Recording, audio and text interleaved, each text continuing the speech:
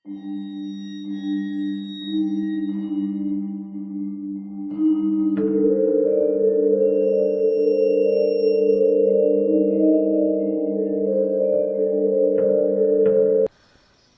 කතාව ඊටාම ඈත අතීතයේ දකුණු පළාතේ පැරණි ගම්මානයක සිද්ධ වෙච්ච සත්‍ය කතාවක්. ඔය පරණ ගම් පළාත්වල විශේෂයෙන් දකුණු පළාතේ ගම්වල ගම් ඉවුරුවල ඇලදොල ඉවුරුවල වැවිලා තියෙනවා පඳුරු වර්ගයක්. ඒවා තන වර්ගයක්. හැබැයි කඳන් ලොකුයි. ලපටිම ලපටි උණු බට වගේ. ලා කුරහන් රතු පාටයි. ඒ වගේම මේ පඳුරු වර්ගයේ කඳේ එක පුරුකක් ගලවගත්තාම ඒක හැදිලා තියෙන්නේ බට කෑලි දෙකක් එකට පෑසුවා වගේ. ඒ කියන්නේ බට පුරුක දෙපැත්තට ඇද්දාම මැද කුහරයක් තියෙන විදිහට ගැලවෙනවා. බඩදරු අම්මා කෙනෙක්. එහෙම නැත්නම් දරුවෙක් ලැබෙන්න ඉන්න අම්මා කෙනෙකුට තමයි මේ ගුරුකම කරන්නේ. බඩදරු අම්මා කෙනෙක් ඉලක්ක කරගෙන මේක කරන්නේ ඇගේ මාතෘත්වය සහ ජීවිතය කියන දෙකම එකවර විනාශ කරලා දාන්න. මේ ගුරුකමේදී ගැබිනියගේ මුත්‍රා මිශ්‍ර පස් ගන්නෙ අන්න ඒ නිසයි. ඒ පස් ටික අර රණබට පුරුක ඇතුළට දැම්මහම ඒකෙන් සංකේතවත් වෙන්නේ ගැප් ගෙල හෝ දරුවා බිහිවන මාර්ගය වසා දැමීමයි.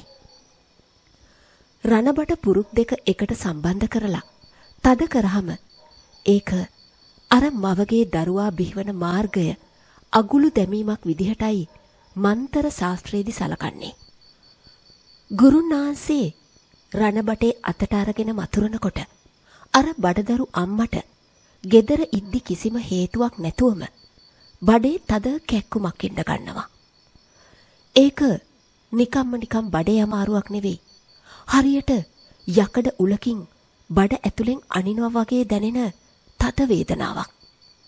ගුරුනාන්සේ රණබට පුරුක් දෙක තද කරන වාරයක් පාසා අර අම්මගේ කුස ඇතුලේ ඉන්න දරුවට හුස්ම ගන්න අපහසු වෙනවා කියලයි කියන්නේ. සාමාන්‍යයෙන් දරුවෙක් ලැබෙන්න નિયમિત කාලය ආවහම ස්වභාවිකවම ඒ සඳහා ඉඩ ප්‍රස්තාව විවෘත වෙන්න ඕනේ. හැබැයි මේ ගුරුකම කරපු අම්මා කෙනෙකුට කොයි තරම් විලිරුදාව ආවත් ශරීරය ඒකට ඉඩ දෙන්නේ නැහැ. වින්නඹු අම්මලාට පේන්නේ දරුවා එළියට එන්න සූදානම් කියලා. හැබැයි අදෘශ්‍යමාන බලවේගයකින් දරුවාගේ හිස එළියට එීම වළක්වනවා. මේ తত্ত্বය දවස් ගාණක් ඇදෙද්දී දරුවා කුස තුලම හුස්ම හිර වෙලා ජීවිතක්ෂයටපත් වෙනවා. ඊට පස්සේ ඒ විෂ ශරීරේ පුරා පැතිරිලා අම්මත් මිය යනවා. මොකද ඈත අතීතයේ ගම්මානවල රෝහල් පහසුකම් නැහැ. තිබුණත් ඊටාත්ම සීමිතයි. ඒ වගිනුත් සැත්කමකින් දරුවන් බිහි කිරීම එදා සිදුුනේ නැහැ. බොහෝ දුරට දරුවා බිහි වෙන්නේ නිවෙස් තුලමයි. ඔවුන් ඒ සඳහා ලබාගත්තේ වින්නපු අම්මගේ සහයයි. ඉතින් මේ ගුරුකම කැපෙන්න නම් අර රණබට පුරුක හොයාගෙන ඒක ගලවලා පස් ටික ගලාගෙන යන වතුරකට දාන්නම ඕනේ. නිසල වතුරක දැම්මට ඒක හරියන්නේ නැහැ. ගලාගෙන යන වතුරෙන් සංකේතවත් වෙන්නේ බාධාව ඉවත් වුණා කියන එකයි. ඒ පස් ටික වතුරේ දිය වෙලා යනවත් එක්කම අර අම්මගේ බඩේ තියෙන බන්ධනේ ලිහිලා යනවා කියලා විශ්වාසයක් තියෙනවා. හැබැයි අමාරුම දේ මේ ගුරුකම කරපු බට කෑල්ල හොයාගන්න එක. මොකද ඒ ගැන දන්නේ ඒක කරපු අසත්පුරුෂයාම විතරයි. ගොඩක් වෙලාවට මේ වගේ ගුරුකම් කරන්නේ හරිම රහසිගතව නිසා අම්මා මැරෙනකම්ම කවුරුවත් දන්නේ නැහැ මේක ගුරුකමක් කියලා. අන්තිමට ඒ අම්මව වලලන්නෙත් අර රණබටේ ඇතුලේ හිර කරපු ගුරුකමත් එක්කමයි. ඒ නිසා තමයි ඒ වගේ අම්මලා මල පෑල දොරින් ඇවිත් පලි ගන්නවා කියලා ඈත අතීතේ ගම්වල හිටපු මිනිස්සු කියන්නේ.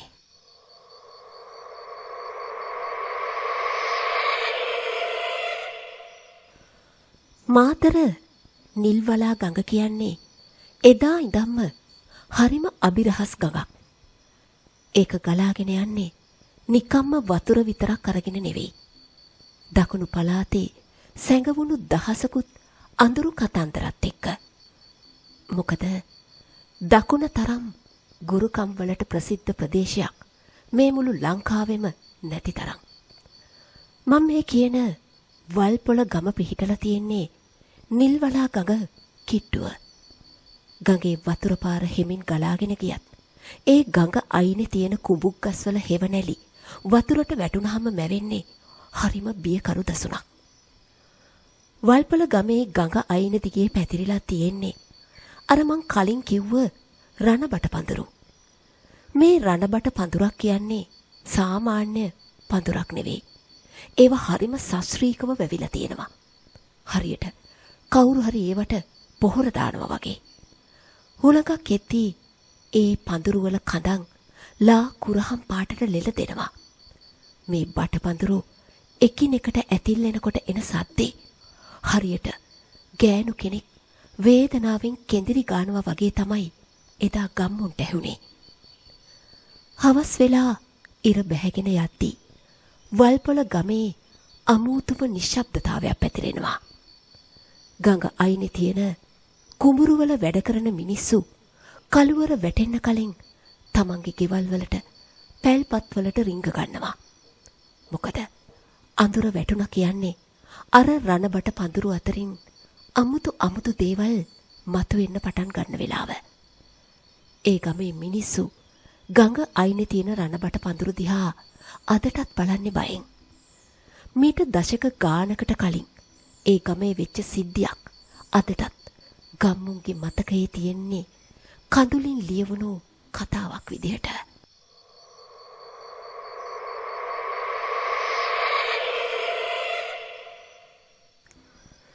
ඒ දවස්වල වල්පොළ හිටියා සුභද්‍රා කියලා ලස්සන තරුණියක්. සුභද්‍රා කසාද බැඳලා හිටියේ ගමේ හිටපු දක්ෂ ලී කැටයම් ශිල්පියෙක් වුණු සිරිපාල. සුභද්‍රා සහ සිරිපාලගේ ඒ සොඳුරු කැදැල්ල ගැන වල්පොළ ගමේ හැමෝම කතා වුණේ හරීම ආසාවෙන්. සිරිපාල කියන්නේ නිකන් ලී වඩුවෙක් නෙවෙයි. එයාගේ අතින් කැත්තක් නියනක් ඇල්ලුවාම ඒ ලී කෑල්ලට පණ එනවා. එයා අතින් නෙලන ලී කැටයම් වල තියෙන ලස්සන බලන්න නගරේ ඉඳන් සල්ලිකාරයෝ පවා වල්පොළට ආවා. සිරිපාල හරීම නිහතමානී පින්වන්ත පෙනුමක් තිබුණු මිනිස්සෙක්. සුභද්‍රා කියන්නේ ඒ ගමේ හිටපු රූප සුන්දරිය කිව්වොත් වැරද්දක් නෑ. ඇගේ හිනාව හරියට වැවේ පිපුණු නෙළුම් මලක් වගේ. සුභද්‍රා ගෙදර මිදුලේ ඇවිදිනකොට පවා ගමේ කොල්ලෝ හොරෙන් බලන්න පුරුදු වෙලා හිටියා. සිරිපාලයි සුභද්‍රායි කසාද බැඳලා ආවේ ගඟ අයිනේ තිබුණු පුංචි උනත් ලස්සන ගෙදරකට. ඒ ගෙදර හැම තැනම සිරිපාල සුභද්‍රා වෙනුවෙන්ම හදපු ලී කැටයම් වලින් හැඩ වෙලා තිබුණා. විවාහ වෙලා අවුරුදු 2ක් විතර යද්දී සුභද්‍රාගේ ඇඟපත ටිකක් පිරීගෙන ආවා. එයාගේ මූණේ වෙනද නැති අමුතුම දීප්තියක් පින්වන්ත බවක් මතුවුණා. වින්නඹු අම්මා දවසක් සුභද්‍රා දිහා බලලා hina වෙලා කිව්වේ, සිරිපාලෝ, උඹේ ලී රූපවලට වඩා ලස්සන ජීවමාන රූපයක් මේ ගෙදරට එන්ටයි හදන්නේ. එහෙම කියලා. සුභද්‍රට දරු ගැබක් පිහිටලා කියලා දැනගත්ත දවසේ සිරිපාලට තිබුණු සතුට නිම් හිම් නෑ. ඔහු දවසම වැඩ කළේ මහා ජවයකින්. සුභද්‍රා, අපේ පුතාටම ලීයෙන් ලස්සන සෙල්ලම් බඩු හදනවා. ඒ පැටියා මේ මුළු ගමේම ඉන්න වාසනාවන්තම දරුවා වෙන්න ඕන.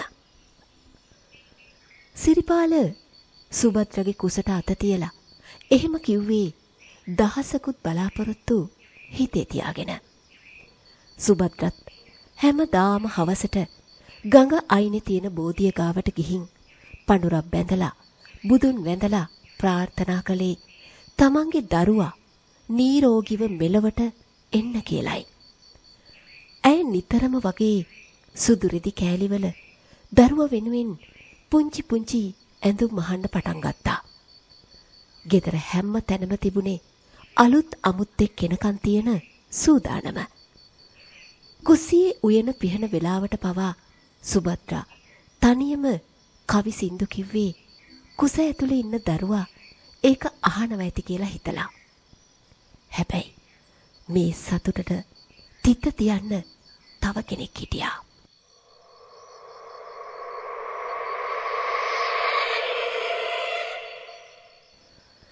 ඒ තමයි සිරිපාලට කලින් ආදරය කරපු ඒත් සිරිපාලගෙන් ප්‍රතික්ෂේප වුණු මාණික්කා. මාණික්කා කියන්නේ ටිකක් අමුතු ගෑණියෙක්. එයාගේ පරම්පරාවටම කට්ටඩි හදිහූනියන් වැඩ හොඳට පුළුවන්. ඒගොල්ලෝ ඒවට හරි ප්‍රසිද්ධයි. සුභද්‍රා දරුවෙක් ලැබෙන්න ඉන්නවා කියලා දැනගත්ත දවසේ ඉඳලා මාණික්කා හිටියේ පුදුමාකාර වෛරකින්.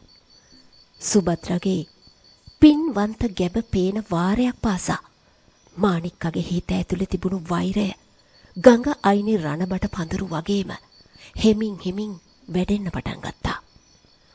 සුභද්‍රගේ හිනාවටත් සිරිපාලගේ සතුටටත් උඩින් අඳුරු සෙවණැලි වැටෙන්න පටන් ගත්තේ හරිම අමුතු විදිහට. ඒ දවස්වල මාණික්කා හිටියේ දරා ගන්න බැරි තරම් වෛරයකින් කියලා කිව්වනේ. සිරිපාල තමන්ව අතෑරලා සුභද්‍රව කසාද බැඳපු දවසේ ඉඳලා ඇය හිටියේ ඇවිලෙන ගින්දරක් හිතේ හිර කරගෙන. සුභද්‍රගේ කුස දවසින් දවස මෝරද්දී ඒ ගැප දකින වාරයක් පාසා මාණික්කගේ පපුව පිච්චෙන්න ගත්තා. තොපේ සතුට වැඩි දවසක් තියෙන්න දෙන්නේ නැහැ. තොපේ ගෙදරට එන්න ඉන්නේ කාට? මේ මහ පොළවට පය ගහන්න මං ඉඩ තියන්නේ.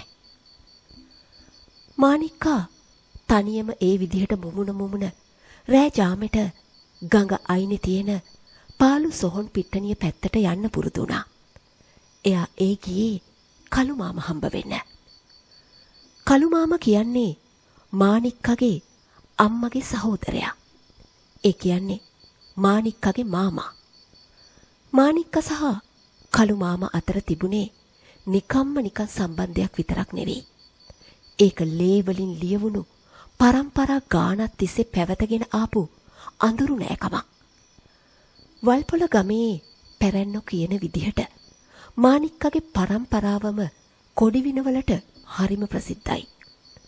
මාණික්කගේ අම්මා, ඒ කියන්නේ කළු මාමගේ සහෝදරිය, තරුණ කාලේ ගමේ මිනිස්සුන්ට වින කරපු නිසාම අකාලේ එක්තැන් වෙලා ඉඳලා සෑහෙන දුක් විඳලා මැරිලා ගිය ගැහණියක්. ඇය මැරුණට පස්සේ අනාථ වුණු මාණික්කව හදාගත්තේ මේ කළු මාමා තමයි.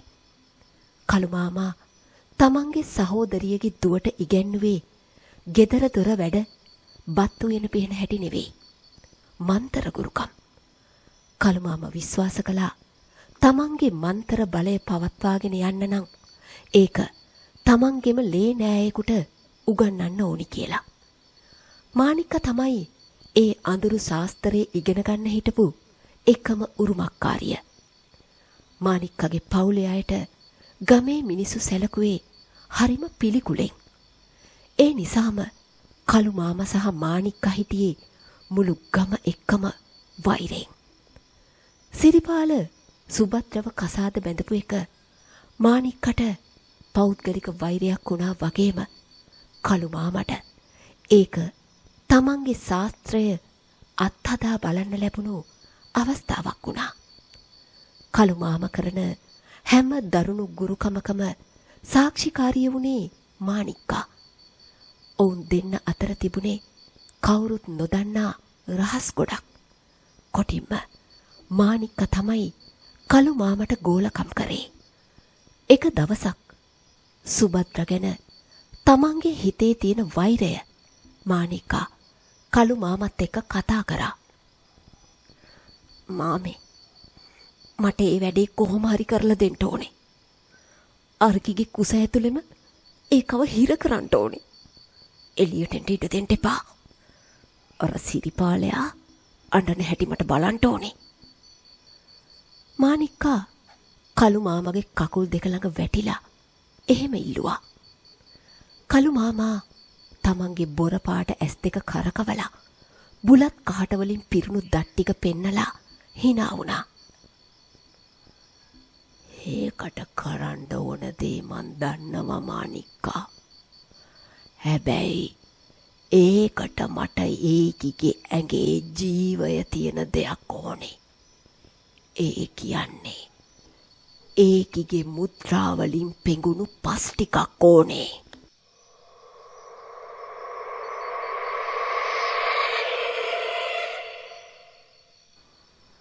මානික්කා දවස් ගානක් තිස්සේ සුභද්‍රගේ පස්සෙන් හොරෙන් ලුහු බැන්දා.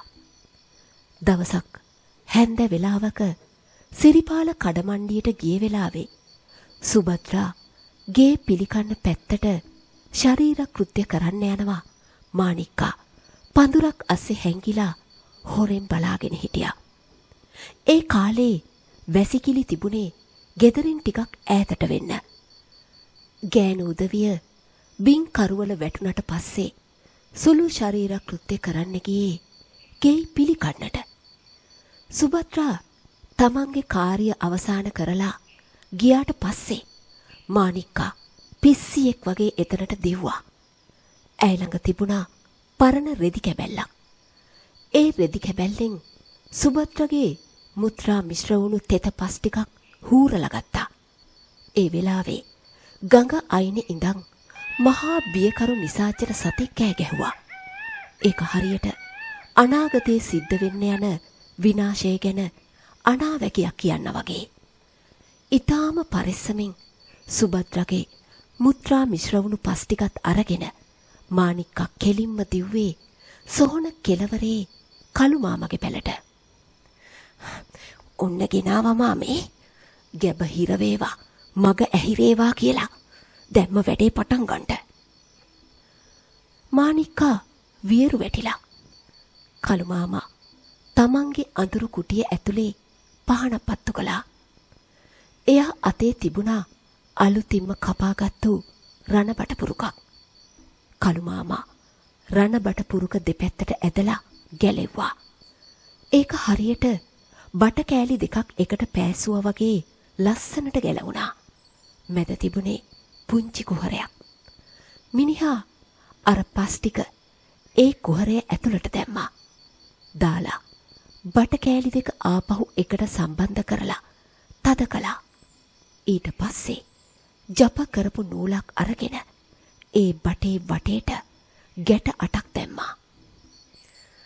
දැන් බලපං මානික්කා මේකේ ගැට තද වෙන්න ඒකිගේ බඩ තද වෙනවා. මේකේ පුරුක් දෙක පෑහෙන්න ඒකිගේ මග ඇහිරෙනවා.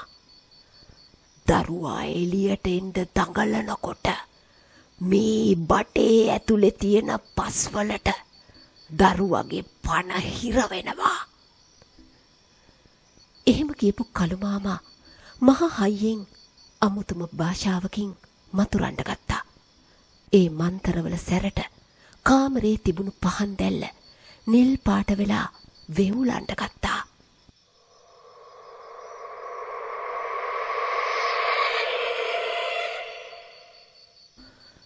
මේ වෙලාවෙම ගෙදර හිටපු සුභද්‍රට එක පාරටම පපුව හිර වෙලා වගේ දැනුණා.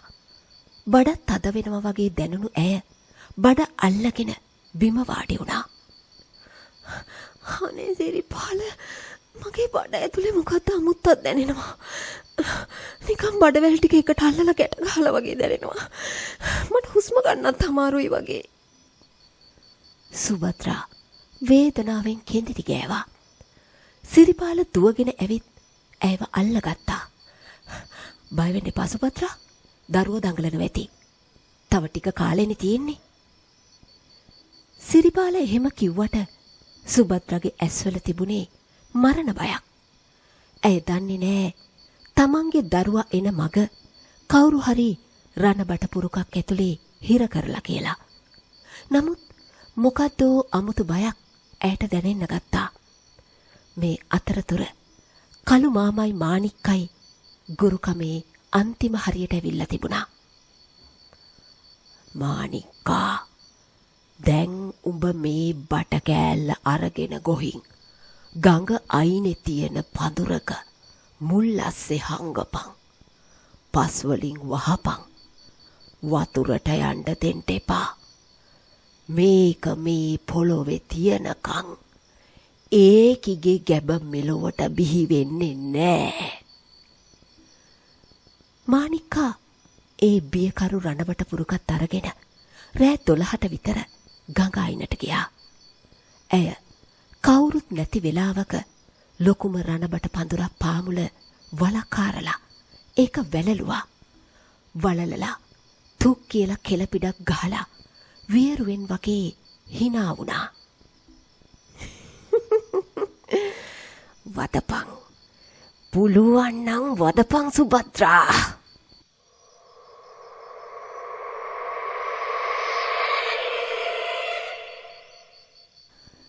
එවිලේ ඉඳලා සුභද්‍රාගේ ලස්සන ලෝකය නිරයක් වෙන්න පටන් ගත්තා. ඇයට බත් කටක් කන්න බැරි වුණා. වතුර ගුරක් බොන්න බැරි වුණා. නිදා ගන්න බැරි වුණා. හැම වෙලාවෙම බඩ ඇතුලේ මහා බරක් දැනෙන්න ගත්තා. වෙලාවකට බඩ ඇතුලෙන් යකෙක් පහුරු ගන්නවා වගේ දැනුණා. හරියට කළු ගලක් බඩේ බැඳලා වගේ බඩ බරයි. මාස 9 සම්පූර්ණ වුණා. එදා වල් පොළ ගමට පායලා තිබුණේ හරිම අසුබ පාට හඳක්. අහස පුරාම කළු වලාකුළු පිරීලා. සුභද්‍රට විලිරුදාව පටන් ගත්තා. රෑ 12ට විතර ඇති. සිරිපාලගේ ගෙදරින් මුළු ගමම හෙල්ලෙන මරහඩක් ඇහුණා. ඒ සුභද්‍රා විලිරුදාවෙන් කෑ ගහපු හඩ. සිරිපාල වෙවුලන දෑතින් පන්දමක් පත්තු කරගෙන දුවලා ගිහින් ගමේ හිටපු පරණම වින්නඹු අම්මව, ඒ කියන්නේ සොපි අම්මව එක්කගෙන ආවා. සොපි අම්මා කියන්නේ දරුවන් 10 ගාණක් අතට ගත්තු හරිම පළපුරුදු ගැහණියක්. හැබැයි සුභද්‍රා දරුවා වදන්න වැතිරලා උන්නු පැදුර ළඟට ගියපු ගමන් සොපි අම්මගේ මූණ සුදු වැලි වුණා. සුභද්‍රා දාඩියෙන් නෑවිලා ඇස් උඩ දාගෙන දඟලනවා. මුළු ගෙදරම කලබලයි. හැබැයි පැය ගාණක් ගියත් දරුවා බිහි වුණේ නෑ. සුභද්‍රා වේදනාවෙන් කෑ ගහන හඬ මුළු ගම පුරාම ඇහුණා. අනේ මාව බේරගන්න. මගේ බඩ ඇතුලේ කවුරු හරි ගින්දර දාලා වගේ. මට දරුවා එළියට ගන්න බෑ. සුභද්‍රා අඬ අඬා කෙඳිරි ගගා කෑ ගැහුවා. වින්නඹු අම්මා පුදුම වුණා.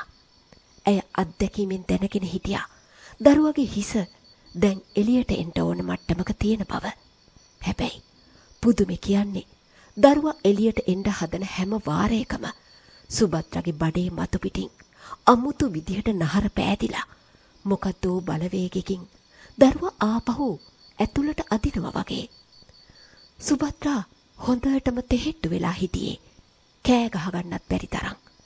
ඇය අවසිහියෙන් වේදනාවෙන් කෙඳිරි ගානකොට දිය ඇල්ලකින් වගේ කම්බුල් දිගේ රූටන කඳුළු වැල් දිහා සොපි අම්මා බලා හිටියේ ඉවසුම් නොදෙන සන්තාපකින්.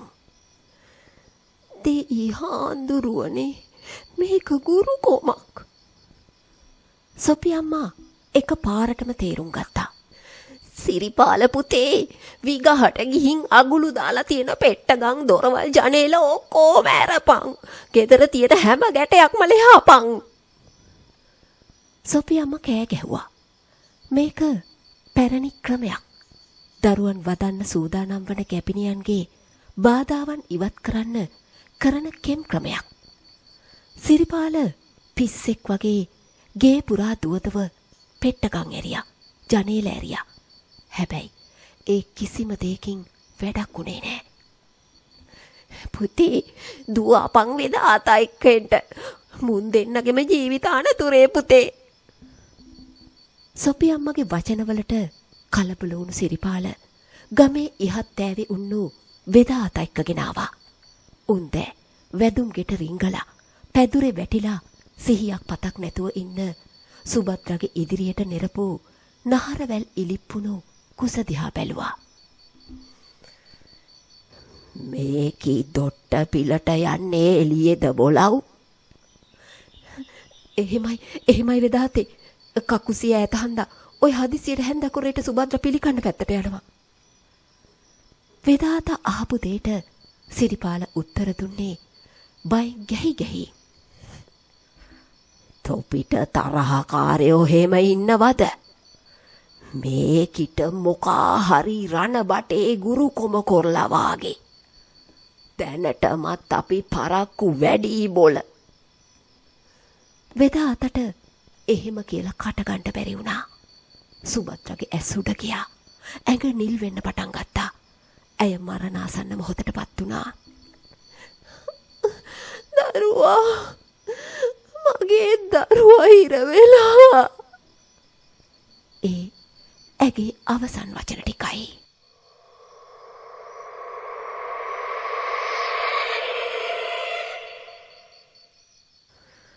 මුළු වල්පොළ ගමම කම්පා කරවමින් නූපන් කිරිකැටියත් එක්කම සුභද්‍රා අවසන් හුස්ම හෙළුවා. සොපියම්ම අසරණව බලාගෙන ඉද්දී සිරිපාල මරලා තෝන් තිබ්බා. සුභද්‍රාගේ ප්‍රාණය නිරුද්ධ වුණු සිරුර බදාගෙන විලාප තියෙන සිරිපාල දිහා බලන් ඉන්න බැරි කමටම වෙදාතා එළියට ආවා. සුභද්‍රාගේ මරණය ගැන ගමම කඳුළු හැලුවත් මාණික්ක විතරක් ගංගායිනේ ඉඳන් කාටත් රහසෙන් hina වුණා. මං කිව්ව නේද? මම කිව්ව නේද? ඇය පිස්සියක් වගේ කියෙව්වා. සුභද්‍රාගේ මරණයත් එක්ක වල්පොළ ගම පුරා පැතිරුණේ මලානික බියකරු නිශ්ශබ්දතාවයක්. හැබැයි මේ නිශ්ශබ්දතාවය අස්සේ සිරිපාලගේ හිත ඇතුලේ මහා ගින්දරක් ඇවිලමින් තිබුණා. දහසකුත් බලාපොරොත්තු තියාගෙන හදපු ඒ ලස්සන කූඩුව එක රැයකින් සොහොන් පිටියක් වුණා. සුභද්‍රව භූමදානය කළේ ගඟ අයිනේ තිබුණු සොහොන් පිට්ටනියේ. එදා රෑ ඉඳලා වල්පොළ ගමට අමුතුම කාලයක් උදා වුණා. රෑ 12න් පස්සේ ගඟ අයිනෙන් ගෑණියකගේ මරහඬ හෙන්න ගත්තා. ඒ හඬ සාමාන්‍ය හඬක් නෙවෙයි. ඒක ඇහෙද්දි මිනිස්සුන්ගේ ඇඟේ ලේ වතුර වෙනවා. මගේ දරුවා, මගේ බඩ හිර වුණා. අනේ මගේ දරුවා දීපල්ලා. මිනිස්සු ජනෙල් දොරවල් වහගෙන බයෙන් වෙවුලුවා. සමහරු දැකලා තිබුණා සුදු ඇඳගත්ත කොණ්ඩේ කඩාගත්තු ගැහණියක් ගඟ අයිනේ තියෙන රණබට පඳුරු ළඟ වාඩි වෙලා බඩ අල්ලගෙන අඬනවා. කාලය හොම ගෙවුණා. සිරිපාල මේ වෙනකොට පිස්සෙක් වගේ අඬ අඬා ගම පුරා ඉබාගාතේ ඇවිදින්න ගත්තා. ගම්මු කිව්වේ සුභද්‍රට වෙච්ච වින්නැහිය ගැන හිතලම සිරිපාලට පිස්සු වැටිලා කියලා. සුභද්‍රා තමන්ගේ දරුවත් එක්ක අකාලේ මැරිලා ගියේ මහා වෛරයක් හිතේ හිර කරගෙන.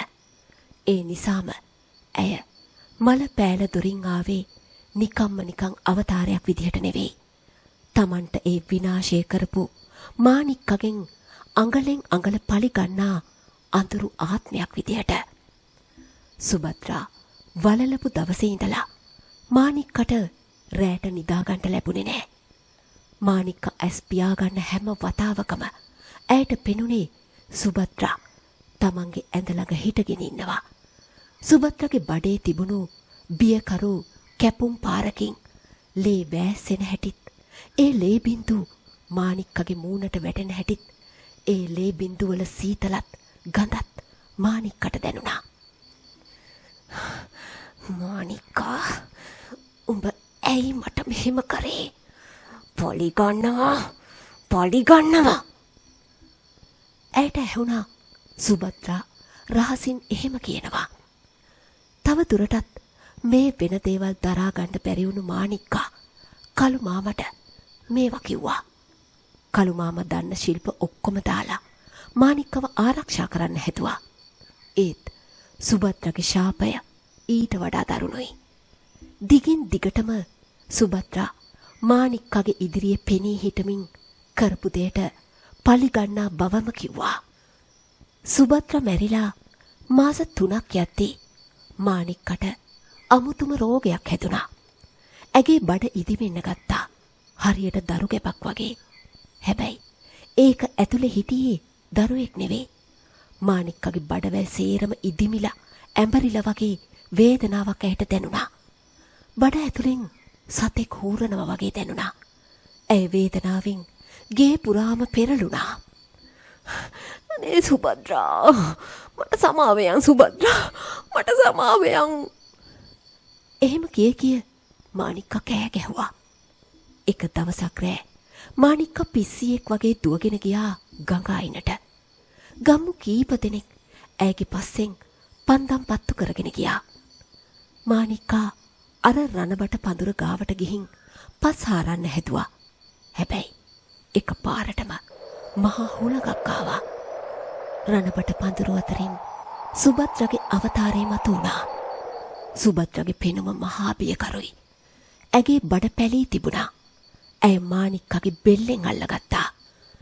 මාණික්කා ගම දෙවනත් වෙන්න විලාට තිබ්බත් ටික දුරක ඉඳන් මේ දිහා ගහකට මුවා වෙලා බලා හිටපු ගම්මු තව අඩියක්වත් ඉස්සරහට යන්න බය වුණා. සුභද්‍රගේ අවතාරයට බය වුණ ඔවුන් මාණික්කව තනිකර දමලා ආපහු ගම දිහාට දිව්වා.